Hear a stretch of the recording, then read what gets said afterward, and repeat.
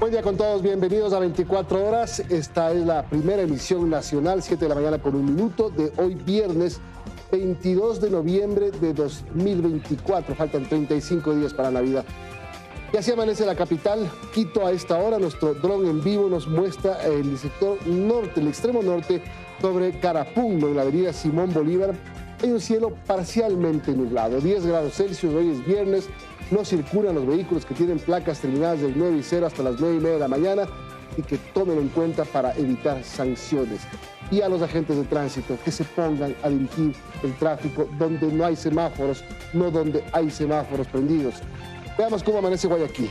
La toma de Guayaquil en vivo de nuestro dron nos muestra la autopista Narcisa de Jesús. Ahí la tienen ustedes, imponente el puerto principal a esta hora, el cielo nublado, 23 grados Celsius, y eso es el norte de Guayaquil.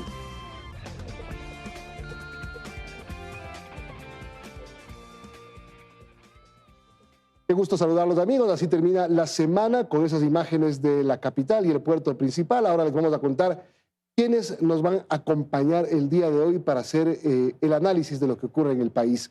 Va a estar con nosotros el presidente del Consejo de la Judicatura, Mario Godoy, para hablar de la noticia de ayer, la nulidad del concurso para jueces nacionales. ¿Cuáles son los motivos y qué llevó al Consejo de la Judicatura a hacerlo? Lo vamos a conversar más adelante. Y el presidente Noboa cumple un año al frente del poder. Hemos analizado durante la semana cómo lo ha hecho en el tema económico, cómo lo ha hecho en el tema político, qué ha hecho en el tema social. Berenice Cordero, ex ministra del MIES, va a estar con nosotros para analizar este año de gobierno en lo social.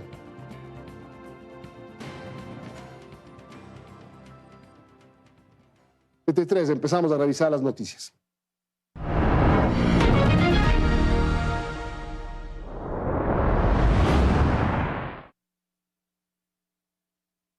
Anulado totalmente el concurso para jueces de la Corte Nacional de Justicia por haberse encontrado irregularidades en el proceso.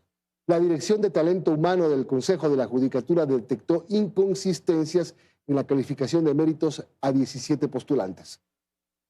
Se resuelve declarar la nulidad insanable total del concurso público de las y los jueces y con jueces de la Corte Nacional de Justicia. 3-1 y el concurso para jueces de la Corte Nacional de Justicia se cayó nuevamente. Que la contratación a una empresa fantasma para las pruebas de confianza no fue el único problema, dice el titular de la Judicatura, Mario Godoy, que tienen pruebas de que aquí hubo direccionamientos y beneficiados, lo que le hace irregular al proceso. De cierta manera se ha observado, se direcciona quién tiene y quién no tiene que pasar.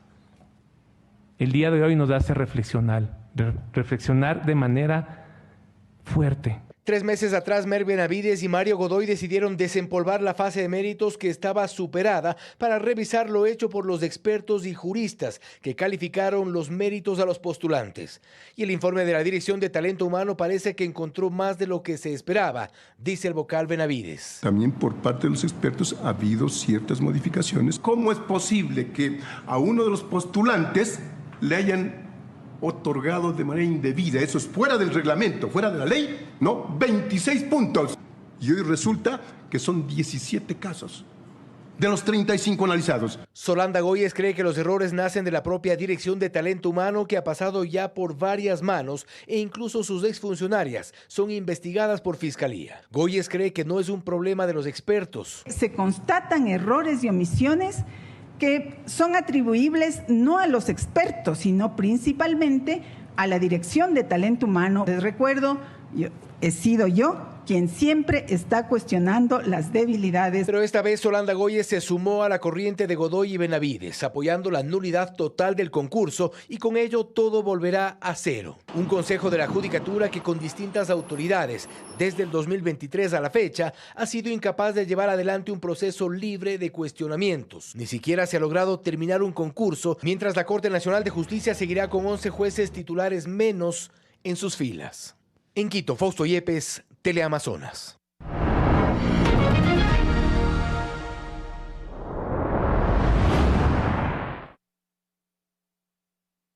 3 policías heridos y 10 personas detenidas desde el saldo que dejan las movilizaciones de ayer en Quito en contra del gobierno. Los enfrentamientos se registraron luego de que los manifestantes intentaran ingresar al centro histórico. ¡Cuidado, cuidado, cuidado! Con enfrentamientos entre policías y manifestantes. Así terminaron las movilizaciones convocadas por el Frente Unitario de Trabajadores y otras organizaciones sociales la tarde de este jueves en la capital. Contra el gobierno de Daniel Noboa. Aunque la convocatoria se hizo a las 3 de la tarde, la movilización empezó a las 4:30 y salió desde la Caja del Seguro. Los manifestantes pretendían llegar hasta la Plaza de Santo Domingo, en el centro histórico. Pero un contingente de 1.600 policías cercaban la entrada. Que se muestra valiente para reprimir a los ecuatorianos, pero ha sido cobarde para combatir el narcotráfico, la delincuencia organizada y común. Los ciudadanos avanzaron hasta el Banco Central y allí quemaron llantas y gritaban consignas. Sin embargo, minutos más tarde, lo que empezó como una protesta pacífica se volvió tensa. Jóvenes rompían las piedras de las calles y las lanzaban a los uniformados. Otros forcejeaban para quitar las vallas. Y allí empezaron los enfrentamientos. Con bombas lacrimógenas y balas de goma, la policía dispersó a los manifestantes en al menos 2 ocasiones. Las autoridades aseguran que esta jornada deja al menos 3 policías heridos y 10 detenidos. En estos momentos están siendo valorados en el Hospital de la Policía Nacional. Tenemos 9 aprehendidos de sexo masculino y una aprehendida de sexo femenino hasta el momento. Pasada las 7 de la noche, las protestas fueron controladas. Sin embargo, las organizaciones sociales anunciaron que habrá una nueva convocatoria el 25 de noviembre. En Quito, Lucía Clavijo, Teleamazonas. Y el gobierno, mediante un comunicado, ha rechazado los actos vandálicos que se registraron ayer en la zona centro de la capital. En el comunicado dice: no permitiremos que el vandalismo ni personajes infiltrados conviertan a las manifestaciones pacíficas en actos violentos que atenten contra la seguridad ciudadana y de las instituciones. El gobierno dice que reafirman el respaldo a la policía, que ha buscado mantener el orden público en esta jornada de manifestaciones, y la solidaridad a los miembros de las fuerzas del orden que fueron heridos ayer. Y a propósito, más de $2 millones fueron incautados a 2 mujeres que llegaron de la República Dominicana al aeropuerto de Quito, hicieron una escala antes en Panamá. Autoridades investigan si se relaciona con las movilizaciones de ayer. $2.1 millones ingresaron al país este jueves. Su procedencia y fines se desconocen. Según autoridades, fueron 2 hermanas las que arribaron al país desde República Dominicana en un vuelo que hizo escala en Panamá. Se logró identificar a una red criminal dedicada a ingresar grandes cantidades de dinero de dudosa procedencia al país y estarían inmersas en el delito de lavado de activos. Lo que levantó las alertas de las autoridades es que el dinero iba a ingresar al país el mismo día de las manifestaciones programadas para la tarde de este jueves, un hecho al que se refirió el presidente de la República, Daniel Noboa, en esta publicación, donde sugiere que no sería una coincidencia. Policía Nacional se pronunció sobre las líneas investigativas que manejan. Una de ellas sería que el dinero tendría como fin o sería destinado a los grupos armados organizados. Otra línea también, de acuerdo a la fecha que estamos viviendo, que podría ser utilizado para las diferentes movilizaciones de los grupos sociales. Venía para ser destinado para financiar estos movimientos desestabilizadores encubiertos dentro de la protesta social a través de actos de vandalismo. Pero eso no es todo, sino que identificaron a 4 funcionarios de aduanas que formarían parte de esta estructura delictiva e iban a ayudar a las mujeres a evadir los controles. Ya en los exteriores del aeropuerto, un auto blindado las esperaba. No son trabajadores del aeropuerto. La colaboración es del sector aduanero. Por supuesto que será puesto inmediatamente a órdenes del órgano que corresponde para fines de la investigación. En total, 6 personas fueron detenidas, entre agentes aduaneros, transportistas del dinero y hasta el conductor del blindado. Ahora el monto incautado, según Noboa, será destinado a la restauración del centro histórico de la capital. En Quito, Brigitte Mancheno, Teleamazonas.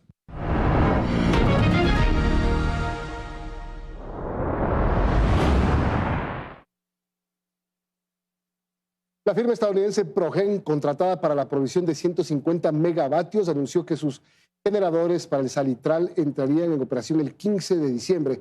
Los representantes de la empresa se abren a los medios luego de haber incumplido los 2 contratos que firmaron con el gobierno.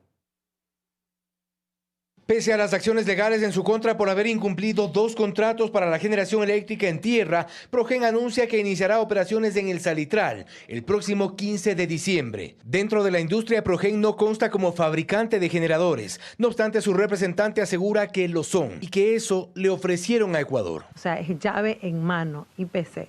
Llave en mano, de hecho, adicional a eso, somos la única compañía que le hemos dado al Estado ecuatoriano, fabricante que le hemos dado al Estado ecuatoriano 40 años de garantía. Se ha dicho que los motores que traerán al país son remanufacturados, que son partes de la fabricante EMD. No obstante, frente a las evidencias y denuncias, ellos lo niegan. Nosotros vendemos grupo electrógeno o generadores, no motores. Los motores son exclusivamente tecnología de Progen. No existe motores de EMD. Aún así, la empresa con sede en California, Estados Unidos, logró la firma de 2 contratos emergentes. El primero, para generar 50 megavatios en Quevedo y que debió funcionar desde el pasado 5 de noviembre. Y el segundo, para la generación de los 100 megavatios en el Salitral y cuya operación estaba programada para el 30 de noviembre. Desde Progen habían pedido una prórroga, no obstante el Ministerio de Energía anunció acciones legales por los incumplimientos, pues se trataba de contratos emergentes y no cumplieron su primer propósito en el auge de la crisis eléctrica. Así lo había advertido la ministra Inés Manzano.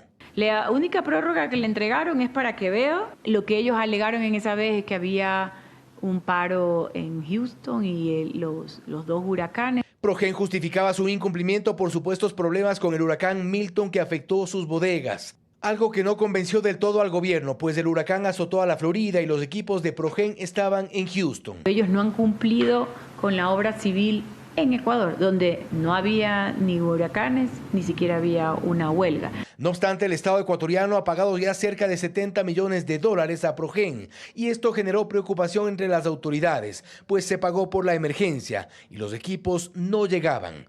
Progen tiene su versión. Existió un pago por el cumplimiento del primer hito en Salitral, y de eso pues Progen decidió, ya en su momento, no ahora, la inversión dentro de Ecuador. Esto significa que el desarrollo de la obra civil efectivamente fue con inversión y recursos propios de Progen. La reacción de la empresa estadounidense no elimina la posibilidad de que el Estado ecuatoriano la sancione por los incumplimientos evidentes, pues anuncian la operación del primer generador y esto será 40 días más tarde de lo que se había previsto.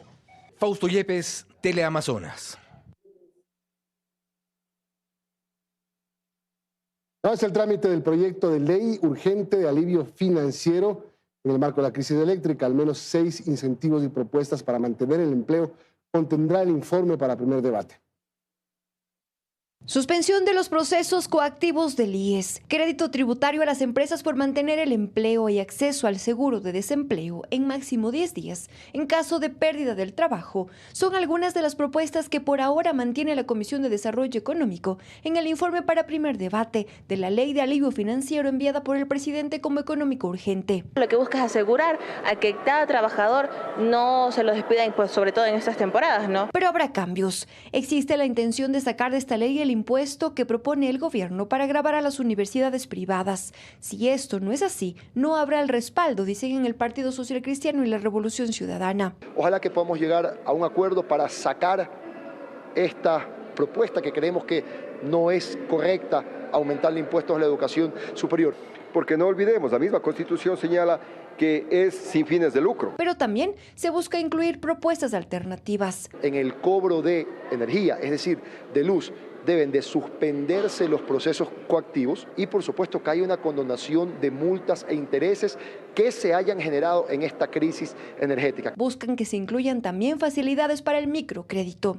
¿Para qué? A través de las cajas de ahorro ya legalmente constituidas se pueda incentivar el crédito a baja tasa de interés. Desde el sector privado también hacen propuestas. Pero esa inversión del Estado de $3.000 millones tiene que servir para dinamizar, serviría para dinamizar, si lo hiciera, el aparato productivo del país. Con ello prevé que el informe para primer debate esté listo hasta el martes de la próxima semana.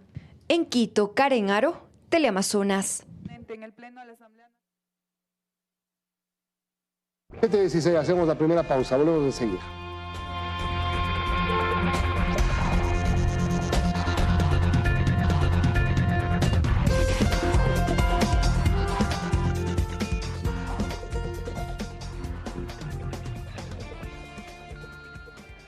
Son las 7:19, un violento ataque en el barrio Las Cumbres, en el cantón Manta, dejó 2 personas asesinadas, los hermanos Javier e Iván Mero, quienes fueron interceptados por al menos 8 sicarios disfrazados de policías. Los hermanos viajaban en un vehículo cuando fueron atacados a balazos. La policía encontró al menos 130 indicios balísticos en el lugar y confirmó que las víctimas no tenían antecedentes penales.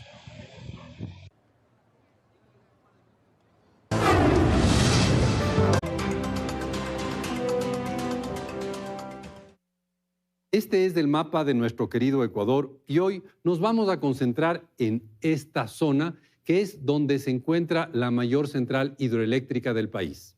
Acercándonos a esa zona, este es el río Coca, que en esta área pasa por las provincias de Pichincha, Sucumbíos y Napo.